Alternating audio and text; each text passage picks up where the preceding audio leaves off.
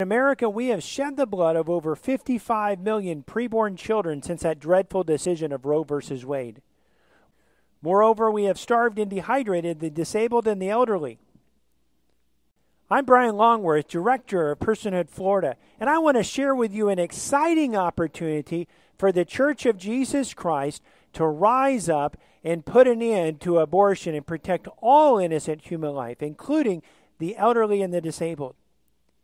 You see, in the Roe versus Wade decision, the Supreme Court justices said if the personhood of a preborn child can be established, this case has no merit.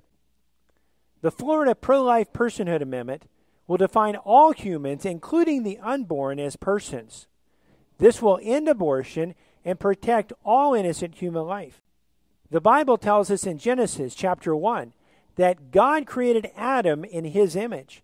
In Genesis 9, we learn that all men are created in his image. And in Psalm 139, the Bible reveals to us that we are knit and formed inside of our mother's womb. We know that John the Baptist leapt within his mother's womb and was even filled with the Holy Spirit while he was in his mother's womb. King David said that he had been a sinner from conception. God's word is clear. Life begins at conception.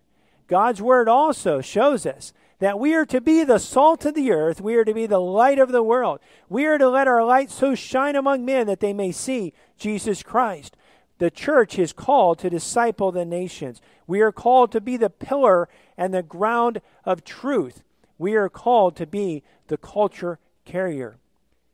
Francis Schaeffer once said that above the door of every abortion clinic should be a sign that reads, "Opened by permission of the Church of Jesus Christ." It is time for the Church of Jesus Christ to rise up. Let our light so shine and end abortion. Pastors, we are asking you to take 4 simple steps to end abortion and protect all innocent human life. January 22nd, 2012 will mark the 39th anniversary of that Roe versus Wade decision.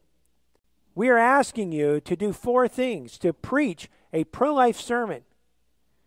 Number 2, make sure that your congregation is registered to vote.